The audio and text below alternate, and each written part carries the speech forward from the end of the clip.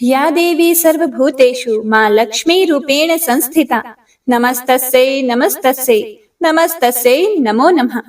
ओम दुम दुर्गाय नमः। हे प्रिय भक्तों, आप सभी का संगीता धर्म सागर चैनल में दिल से स्वागत है। आज शारदीय नवरात्रि का 5वां दिन है और आज दुर्गा सप्तशती के 9वें और 10वें अध्याय का पाठ करेंगे और साथ ही श्री दुर्गा कवच, अर्गला और केलक और क्षमा प्रार्थना भी सुनेंगे। पाठ प्रारंभ करें इससे पहले आप सभी का दिल से बहुत बहुत आभार, जो आप लोग वीडियोस को इतना प्यार दे रहे हैं। इसी प्रकार से उम्मीद करती हूँ कि आप आगे भी हमारे चैनल पर जुड़े रहेंगे और कार्तिक मास की कथाएं भी रसपान करेंगे। तो आइए माँ दुर्गा का ध्यान करके आज के अध्याय का प्रारंभ करते हैं। ओम नमः चंडिकाय। मार्कंडेय जी ने कहा, हे पितामह, जो इस संसार में परम गोपनीय तथा मनुष्यों की सब प्रकार से रक्षा करने वाला है और जो अब तक आपने दूसरे किसी के सामने प्रकट नहीं किया हो, ऐसा कोई साधन मुझे बताइए। फिर ब्रह्मा जी बोले, हे ब्राह्मण, ऐसा साधन तो एक देवी का कवच ही है, जो गोपनीय से भी परम गोपनीय, पवित्र तथा संपूर्ण प्राणियों का उपकार करने वाला है। हे महामुने, उसे श्रवण करो। देवी की 9 मूर्तियां हैं, जिन्हें नव दुर्गा कहते हैं। उनके पृथक पृथक नाम बतलाए जाते हैं। प्रथम नाम शैलपुत्री है, दूसरी मूर्ति का नाम ब्रह्मचारिणी है, तीसरा स्वरूप चंद्रघंटा के नाम से प्रसिद्ध है, चौथी मूर्ति को कुष्मांडा कहते हैं, 5वीं दुर्गा का नाम स्कंद माता है, देवी के छठे रूप को कात्यायनी कहते हैं, 7वां कालरात्रि और 8वां स्वरूप महागौरी के नाम से प्रसिद्ध है, 9वीं दुर्गा का नाम सिद्धिदात्री है। ये सब नाम सर्वज्ञ महात्मा वेद भगवान के द्वारा ही प्रतिपादित हुए हैं। जो मनुष्य अग्नि में जल रहा हो, रणभूमि में शत्रुओं से घिर गया हो, विषम संकट में फंस गया हो तथा इस प्रकार भय से आतुर होकर जो भगवती दुर्गा की शरण में प्राप्त हुए हो, उनका कभी कोई अमंगल नहीं होता। युद्ध के समय संकट में पड़ने पर भी उनके ऊपर कोई विपत्ति दिखाई नहीं देती। उन्हें शोक, दुख और भय की प्राप्ति नहीं होती। जिन्होंने भक्ति पूर्वक देवी का स्मरण किया है, उनका निश्चय ही अभ्युदय होता है। हे देवेश्वरी, जो आपका चिंतन करते हैं, उनकी आप निस्संदेह रक्षा करती हो। चामुंडा देवी प्रेत पर आरूढ़ होती हैं, वाराही भैंसे पर सवारी करती हैं, ऐन्द्री का वाहन ऐरावत हाथी है, वैष्णवी देवी गरुड़ पर ही आसन जमाती हैं, माहेश्वरी वृषभ पर आरूढ़ होती हैं, कौमारी का वाहन मयूर है, भगवान विष्णु की प्रियतमा लक्ष्मी देवी कमल के आसन पर विराजमान है और हाथों में कमल धारण किए हुए हैं। वृषभ पर आरूढ़ ईश्वरी देवी ने श्वेत रूप धारण कर रखा है। ब्राह्मी देवी हंस पर बैठी हुई है और सब प्रकार के आभूषणों से विभूषित है। इस प्रकार ये सभी माताएं सब प्रकार की योग शक्तियों से संपन्न है। इनके सिवा और भी बहुत सी देवियां हैं, जो अनेक प्रकार के आभूषणों की शोभा से युक्त तथा नाना प्रकार के रत्नों से सुशोभित हैं। ये संपूर्ण देवियां क्रोध में भरी हुई हैं और भक्तों की रक्षा के लिए रथ पर बैठी दिखाई देती हैं। ये शंख, चक्र, गदा, शक्ति, हल और मूसल, खेटक और तोमर, परशु तथा पाश, कुंत और त्रिशूल एवं उत्तम शरंग, धनुष आदि अस्त्र शस्त्र अपने हाथों में धारण करती हैं।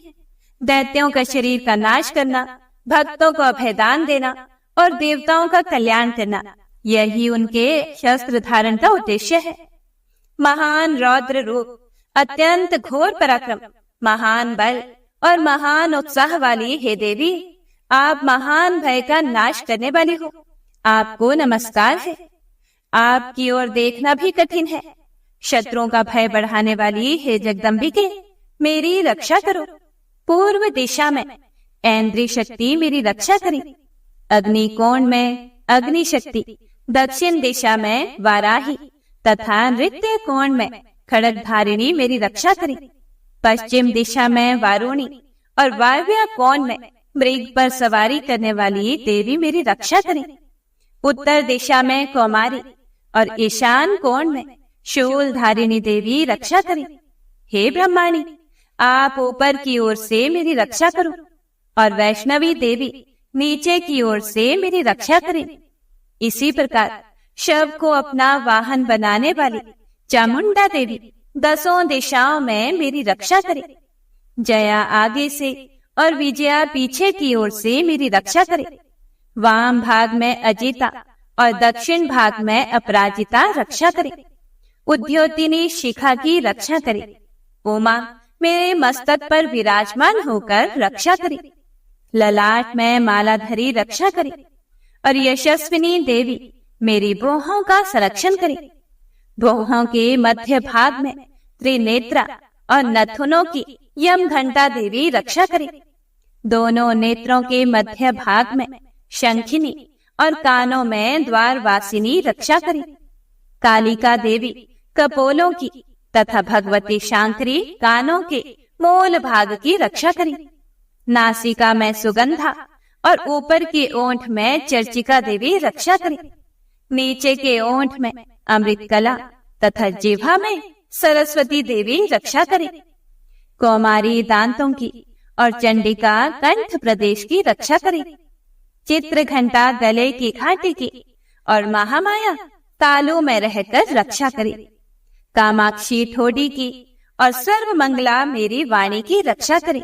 भद्रकाली ग्रीवा में और धनुर्धरी पृष्ठवंश अर्थात मेरुदंड में रहकर रक्षा करे। कंठ के बाहरी भाग में नील ग्रीवा और कंठ की नली में नलकुबरी रक्षा करे।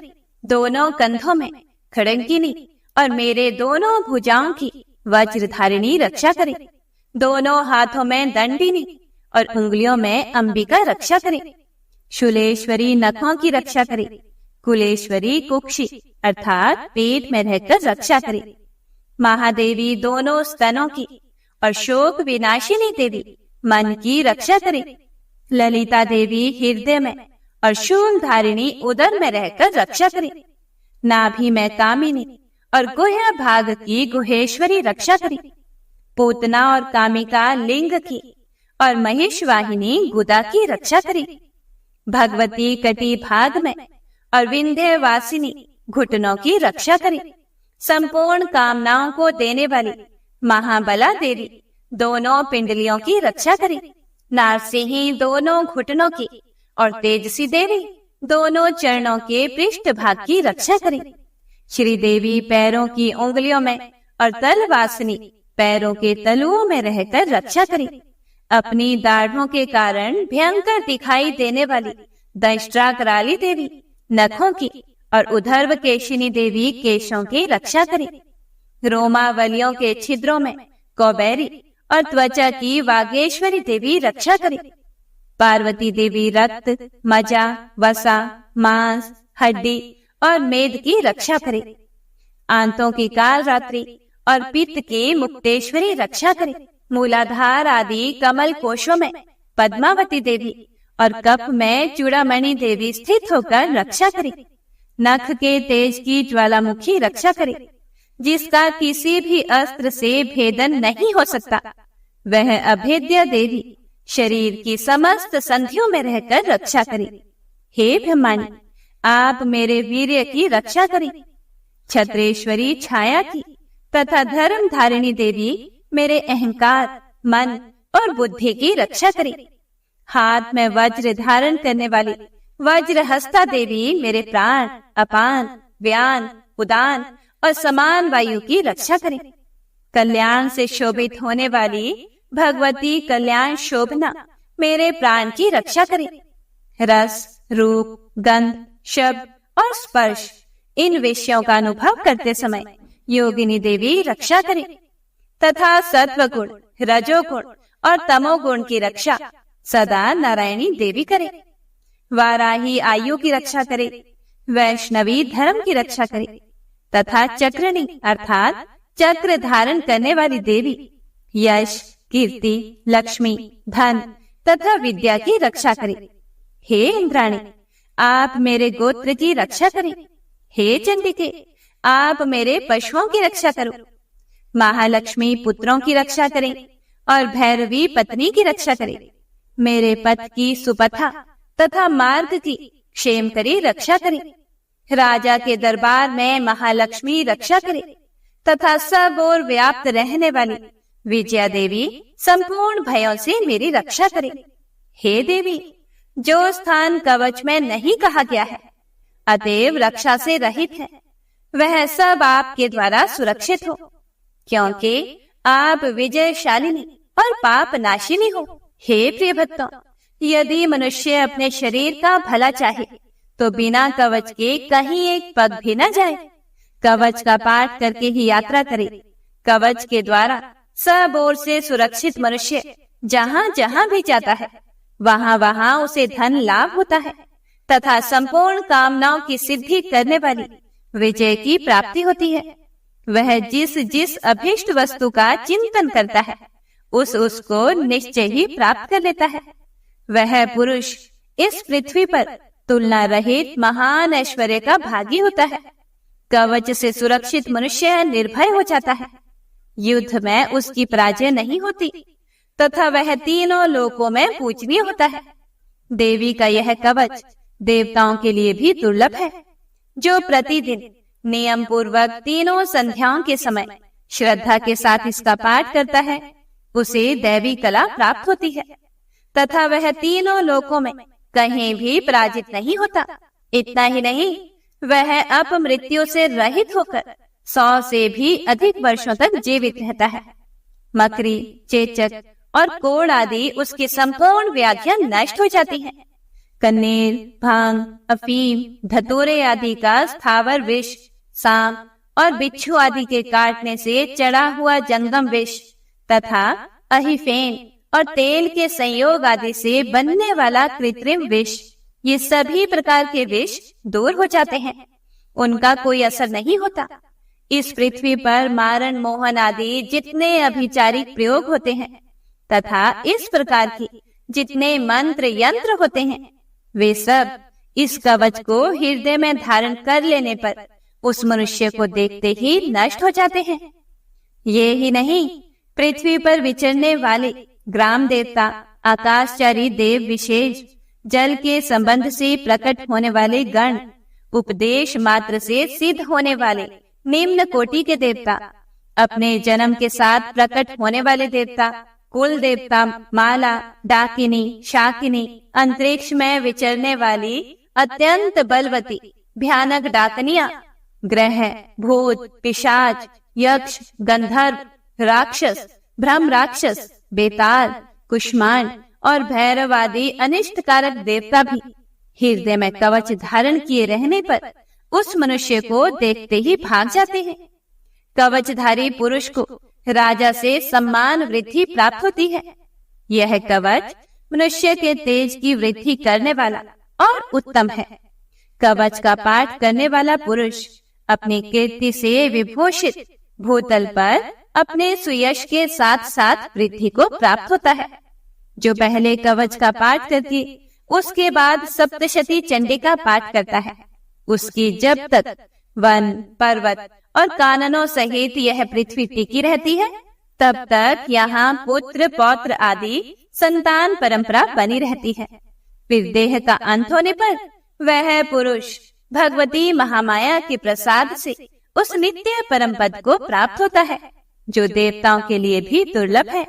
वह सुंदर दिव्य रूप धारण करता है और कल्याणमय शिव के साथ आनंद का भागी होता है। इति श्री दुर्गा कवच संपूर्ण। अर्गला स्तोत्र। ओम नमः चंडिकाय। ओम जयंती मंगला काली भद्रकाली कपालिनी दुर्गा क्षमा शिवा धात्री स्वाहा स्वधा नमस्तुते।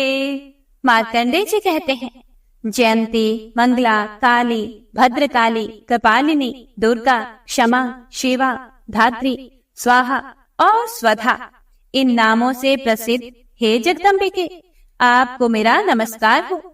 हे देवी चामुंडे, आपकी जय हो। संपूर्ण प्राणियों की पीड़ा हरने वाली हे देवी, आपकी जय हो। सब में व्याप्त रहने वाली हे देवी, आपकी जय हो।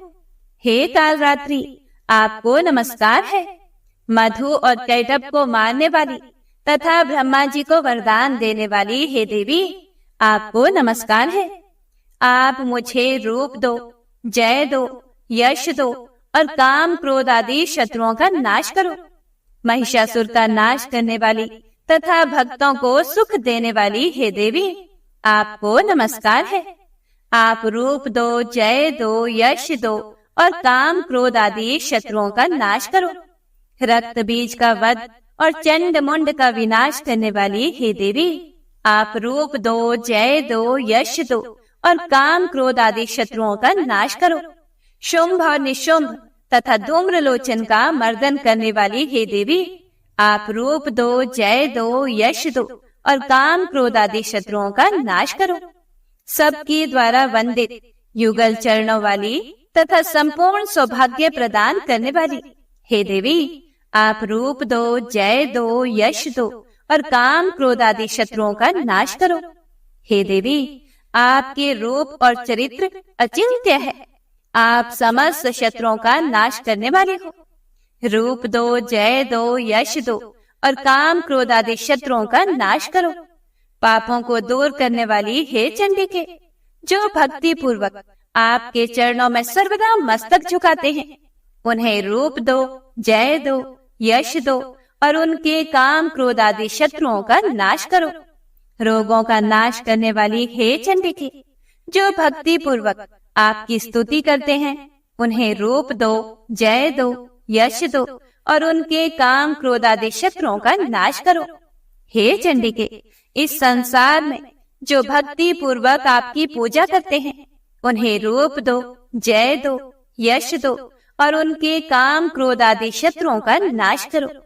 मुझे सौभाग्य और आरोग्य दो, परम सुख दो, रूप दो, जय दो, यश दो और मेरे काम क्रोध आदि शत्रुओं का नाश करो। जो मुझसे द्वेष रखते हो, उनका नाश और मेरे बल की वृद्धि करो। रूप दो, जय दो, यश दो और मेरे काम क्रोध आदि शत्रुओं का नाश करो। हे देवी, मेरा कल्याण करो। मुझे उत्तम संपत्ति प्रदान करो। रूप दो, जय दो, यश दो और काम क्रोध आदि शत्रुओं का नाश करो। हे अंबिके, देवता और असुर दोनों ही अपने माथे के मुकुट की मणियों को आपके चरणों में घिसते रहते हैं। आप रूप दो, जय दो, यश दो और काम क्रोध आदि शत्रुओं का नाश करो। आप अपने भक्त जन को विद्वान, यशस्वी और लक्ष्मीवान बनाओ तथा रूप दो, जय दो, यश दो और उसके काम क्रोध आदि शत्रुओं का नाश करो। प्रचंड दैत्यों के दर्प का दलन करने वाली हे चंडिके, मुझ शरणागत को रूप दो, जय दो, यश दो और मेरे काम क्रोध आदि शत्रुओं का नाश करो। चतुर्मुख ब्रह्मा जी के द्वारा प्रशंसित चार भुजाधारिणी हे परमेश्वरी, आप रूप दो, जय दो, यश दो और काम क्रोध आदि शत्रुओं का नाश करो। हे देवी अंबिके, भगवान विष्णु नित्य निरंतर भक्ति पूर्वक आपकी स्तुति करते रहते हैं। आप रूप दो, जय दो, यश दो और काम क्रोध आदि शत्रुओं का नाश करो। हिमालय कन्या पार्वती के पति महादेव जी के द्वारा प्रशंसित होने वाली हे परमेश्वरी, आप रूप दो, जय दो, यश दो और काम क्रोध आदि शत्रुओं का नाश करो। शचीपति इंद्र के द्वारा सद्भाव से पूजित होने वाली हे परमेश्वरी, आप रूप दो, जय दो, यश दो और काम क्रोध आदि शत्रुओं का नाश करो।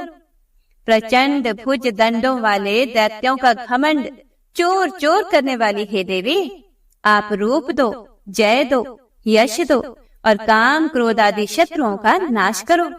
हे देवी अंबिके, आप अपने भक्त जनों को सदा असीम आनंद प्रदान करती रहती हो। मुझे रूप दो, जय दो, यश दो और मेरे काम क्रोध आदि शत्रुओं का नाश करो। मन की इच्छा के अनुसार चलने वाली मनोहर पत्नी प्रदान करो, जो दुर्गम संसार सागर से तारने वाली तथा उत्तम कुल में उत्पन्न हुई हो। जो मनुष्य इस स्तोत्र का पाठ करके सप्तशती रूपी महास्तोत्र का पाठ करता है, वह सप्तशती की जप संख्या से मिलने वाले श्रेष्ठ फल को प्राप्त होता है और साथ ही वह प्रचुर संपत्ति भी प्राप्त कर लेता है। इति श्री अर्कला स्तोत्र संपूर्ण कीलक स्तोत्र। ओम नमः चंडिकाय। मार्कंडे जी कहते हैं, विशुद्ध ज्ञान ही जिनका शरीर है, तीनों वेद ही जिनके 3 दिव्य नेत्र हैं, जो कल्याण प्राप्ति के हेतु हैं तथा अपने मस्तक पर अर्ध चंद्र का मुकुट धारण करते हैं, उन भगवान शिव को नमस्कार है। मंत्रों का जो अभिकीलक है, अर्थात मंत्रों की सिद्धि में विघ्न उपस्थित करने वाले शाप रूपी कीलक का जो निवारण करने वाला है, उस सप्तशती स्तोत्र को संपूर्ण रूप से जानना चाहिए और जानकर उसकी उपासना करनी चाहिए। यद्यपि सप्तशती के अतिरिक्त अन्य मंत्रों के जप में भी जो निरंतर लगा रहता है, वह भी कल्याण का भागी होता है। उसके भी उच्चाटन आदि कर्म सिद्ध होते हैं तथा उसे भी समस्त दुर्लभ वस्तुओं की प्राप्ति हो जाती है। तथापि जो अन्य मंत्रों का जप ना करके केवल इस सप्तशती नामक स्तोत्र से ही देवी की स्तुति करते हैं, उन्हें स्तुति मात्र से ही सच्चिदानंद स्वरूपिणी देवी सिद्ध हो जाती हैं। उन्हें अपने कार्य की सिद्धि के लिए मंत्र, औषधि तथा अन्य किसी साधन के उपयोग की आवश्यकता नहीं रहती। बिना जप के ही उनके उच्चाटन आदि समस्त अभिचारिक कर्म सिद्ध हो जाते हैं। इतना ही नहीं, उनकी संपूर्ण अभीष्ट वस्तुएं भी सिद्ध होती हैं। लोगों के मन में यह शंका थी कि जब केवल सप्तशती की उपासना से अथवा सप्तशती को छोड़कर अन्य मंत्रों की उपासना से भी समान रूप से सब कार्य सिद्ध होते हैं, तब इनमें श्रेष्ठ कौन सा साधन है? लोगों की शंका को सामने रखकर भगवान शंकर ने अपने पास आए हुए जिज्ञासुओं को समझाया कि यह सप्तशती नामक संपूर्ण स्तोत्र ही सर्वश्रेष्ठ एवं कल्याणमय है। उसके बाद भगवती चंडिका के सप्तशती नामक स्तोत्र को महादेव जी ने गुप्त कर दिया। सप्तशती के पाठ से जो पुण्य प्राप्त होता है, उसकी कभी समाप्ति नहीं होती, किंतु अन्य मंत्रों के जप जन्य पुण्य की समाप्ति हो जाती है। इसीलिए भगवान शिव ने अन्य मंत्रों की अपेक्षा जो सप्तशती की ही श्रेष्ठता का निर्णय किया, उसे यथार्थ ही जानना चाहिए। अन्य मंत्रों का जप करने वाला पुरुष भी यदि सप्तशती के स्तोत्र और जप का अनुष्ठान कर ले, तो वह भी पूर्ण रूप से ही कल्याण का भागी होता है। इसमें तनिक भी संदेह नहीं है। जो साधक कृष्ण पक्ष की चतुर्दशी अथवा अष्टमी को एकाग्र चित्त होकर भगवती की सेवा में अपना सर्वस्व समर्पित कर देता है और फिर उसे प्रसाद रूप से ग्रहण करता है, उसी पर भगवती प्रसन्न होती हैं, अन्यथा उनकी प्रसन्नता नहीं प्राप्त होती। इस प्रकार सिद्धि के प्रतिबंधक रूप कीलक के द्वारा महादेव जी ने इस स्तोत्र को कीलित कर रखा है। जो पूर्वोक्त रीति से निष्कीलन करके इस सप्तशती स्तोत्र का प्रतिदिन स्पष्ट उच्चारण पूर्वक पाठ करता है, वह मनुष्य सिद्ध हो जाता है। वही देवी का पार्षद होता है और वही गंधर्व भी होता है। सर्वत्र विचरते रहने पर भी इस संसार में उसे कहीं भी भय नहीं होता। वह अपमृत्यु के वश में नहीं पड़ता तथा देह त्यागने के अनंतर मोक्ष प्राप्त कर लेता है। इसीलिए कीलन को जानकर उसका परिहार करके ही सप्तशती का पाठ आरंभ करे। जो ऐसा नहीं करता उसका नाश हो जाता है। इसीलिए कीलक और निष्कीलन का ज्ञान प्राप्त करने पर ही यह स्तोत्र निर्दोष होता है और विद्वान पुरुष इस निर्दोष स्तोत्र का ही पाठ आरंभ करते हैं।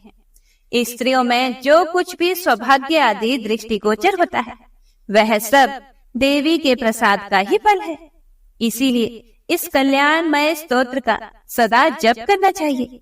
इस स्तोत्र का मंद स्वर से पाठ करने पर स्वल्प फल की प्राप्ति होती है और उच्च स्वर से पाठ करने पर पूर्ण फल की सिद्धि होती है। इसीलिए उच्च स्वर से ही इसका पाठ आरंभ करना चाहिए। जिनके प्रसाद से ऐश्वर्य, सौभाग्य, आरोग्य, संपत्ति, शत्रु नाश तथा परम मोक्ष की भी सिद्धि होती है, उन कल्याणमयी जगदम्बा की स्तुति मनुष्य क्यों नहीं करते। इति श्री कीलक स्तोत्र संपूर्णम। 9वें अध्याय का पाठ सुनते हैं, जिसमें देवी ने किस प्रकार निशुंभ नामक राक्षस का वध किया, यह बताया गया है। साथ ही साथ देवी के दूसरे स्वरूपों ने कैसे राक्षसों का संहार किया, इसका भी संक्षेप में वर्णन किया गया है। ओम नमः चंडिकाय। राजा सूरथ ने कहा, हे भगवान, आपने रक्त बीज के वध से संबंध रखने वाला देवी चरित्र का यह अद्भुत महात्म्य मुझे बतलाया। अब रक्त बीज के मारे जाने पर क्रोध में भरे हुए शुंभ और निशुंभ ने जो कर्म किया उसे मैं सुनना चाहता हूँ। मेधा ऋषि कहते हैं, राजन, युद्ध में रक्त बीज तथा अन्य दैत्यों के मारे जाने पर शुंभ और निशुंभ के क्रोध की सीमा न रही। अपनी विशाल सेना इस प्रकार मारी जाती देखकर निशुंभ क्रोध में भरकर देवी की ओर दौड़ा। उसके साथ असुरों की प्रधान सेना थी। उसके आगे पीछे तथा पार्श्व भाग में बड़े बड़े असुर थे, जो क्रोध से ओठ चबाते हुए देवी को मार डालने के लिए आए। महापराक्रमी शुंभ भी अपनी सेना के साथ मातृगणों से युद्ध करके क्रोधवश चंडिका को मारने के लिए आ पहुंचा। तब देवी के साथ शुंभ और निशुंभ का घोर संग्राम छिड़ गया। वे दोनों दैत्य मेघों की भांति बाणों की भयंकर वृष्टि कर रहे थे।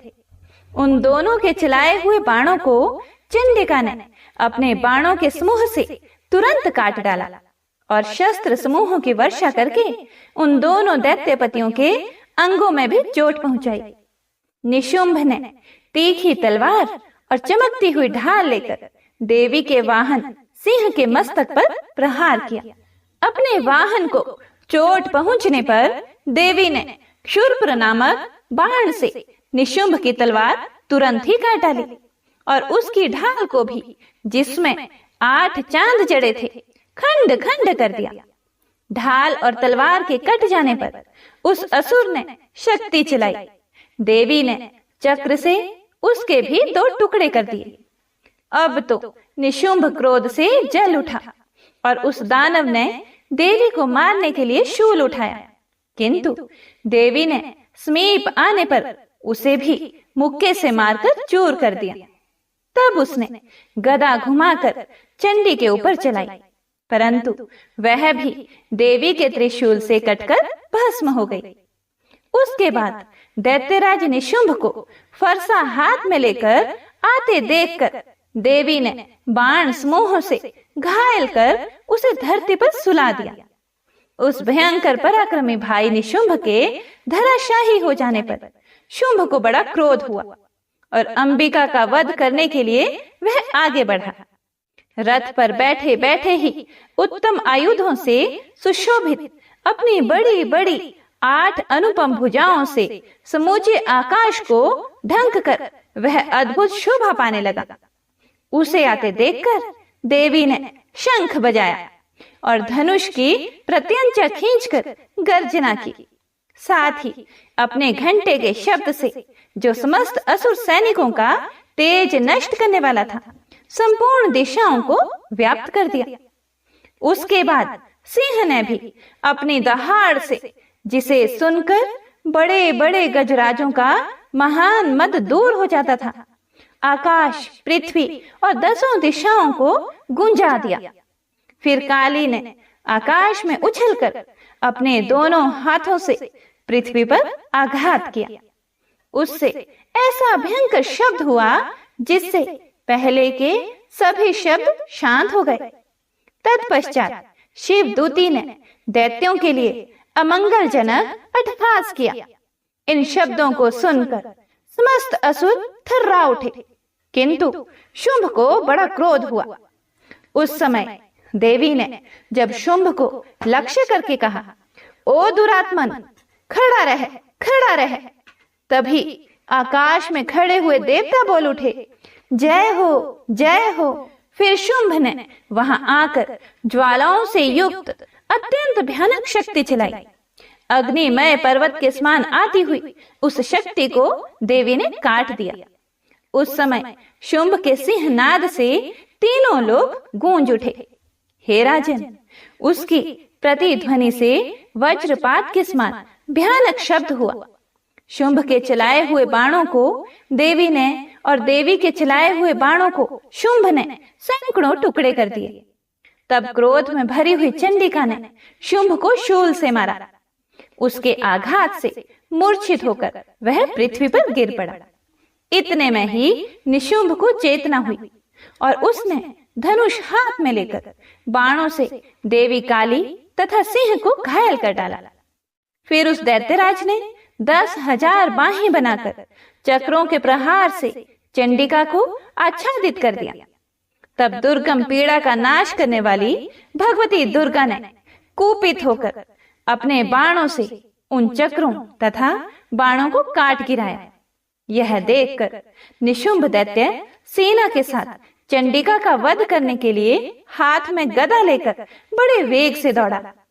उसके आते ही चंडी ने तीखी धार वाली तलवार से उसकी गदा को शीघ्र ही काट डाला। तब उसने शूल हाथ में लिया। देवताओं को पीड़ा देने वाले निशुंभ को शूल हाथ में लिए आते देखकर चंडिका ने वेग से चलाए हुए अपने शूल से उसकी छाती छेद डाली। शूल से विदीर्ण हो जाने पर उसकी छाती से एक दूसरा महाबली एवं महापराक्रमी पुरुष खड़ी रह कहता हुआ निकला। उस निकलते हुए पुरुष की बात सुनकर देवी ठठाकर हंस पड़ी और खड़ग से उन्होंने उसका मस्तक काट डाला। फिर तो वह पृथ्वी पर गिर पड़ा। उसके बाद सिंह अपनी दाढ़ों से असुरों की गर्दन कुचलकर खाने लगा। यह बड़ा भयंकर दृश्य था। और उधर काली तथा शिवदूती ने भी अन्य दैत्यों का भक्षण आरंभ कर दिया। कौमारी की शक्ति से विदीर्ण होकर कितने ही महादैत्य नष्ट हो गए। ब्रह्माणी के मंत्र युक्त जल से निस्तेज होकर कितने ही भाग खड़े हुए। कितने ही दैत्य माहेश्वरी के त्रिशूल से छिन्न भिन्न होकर धराशाही हो गए। वाराही के शस्त्रों के आघात से कितनों का पृथ्वी पर कचुम्बर निकल गया। वैष्णवी ने भी अपने चक्र से दानवों के टुकड़े टुकड़े कर डाले। ऐन्द्री के हाथ से छूटे हुए वज्र से भी कितने ही प्राणों से हाथ धो बैठे।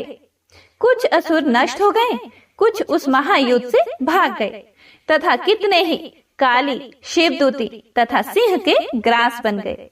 इस प्रकार श्री मार्कंडेय पुराण में सावर्णिक मनवंतर की कथा के अंतर्गत देवी महात्म्य में निशुंभ वध नामक 9वां अध्याय पूरा हुआ। आइए अब श्रवण करते हैं दुर्गा सप्तशती के 10वें अध्याय का, जिसमें शुंभ के वध का वर्णन किया गया है। ओम नमः चंडिकाय नमः।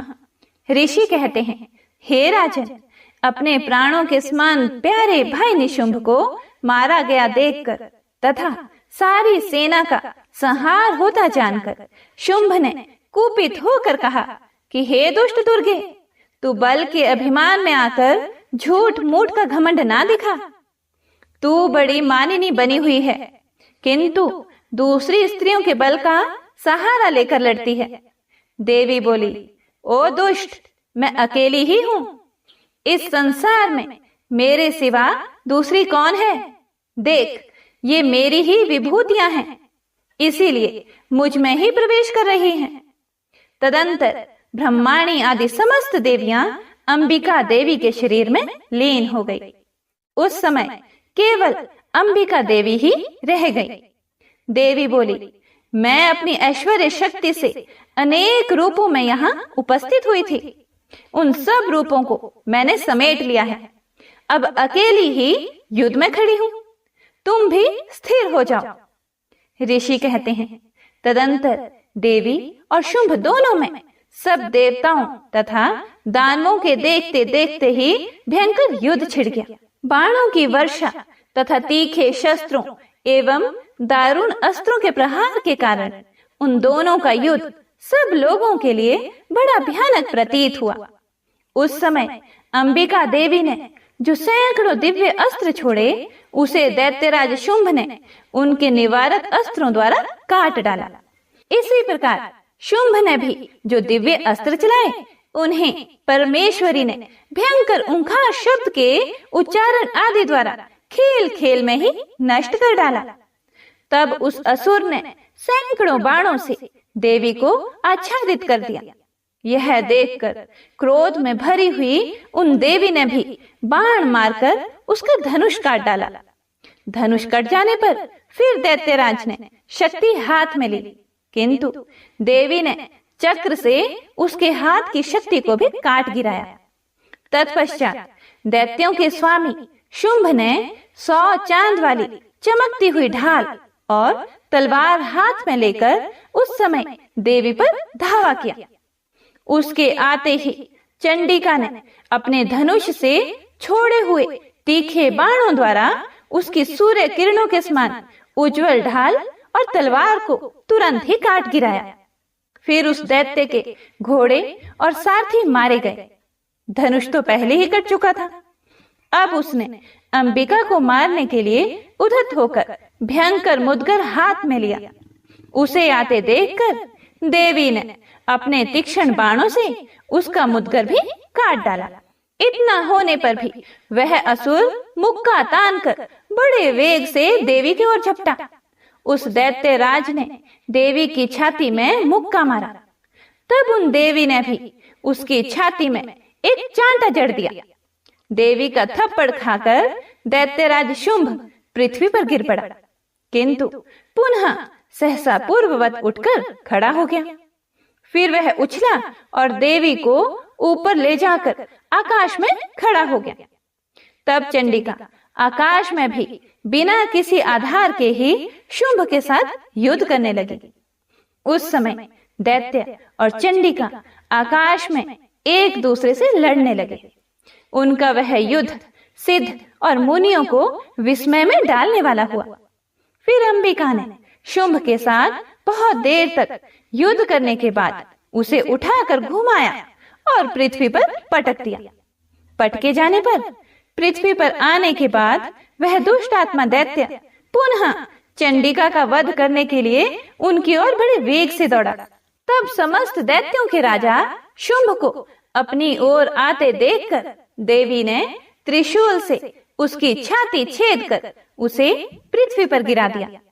देवी के शूल की धार से घायल होने पर उसके प्राण पखेर उड़ गए और वह समुद्रों, द्वीपों तथा पर्वतों सहित समूची पृथ्वी को कंपाता हुआ भूमि पर गिर पड़ा। उस दुरात्मा के मारे जाने पर संपूर्ण जगत प्रसन्न एवं पूर्ण स्वस्थ हो गया तथा आकाश स्वच्छ दिखाई देने लगा।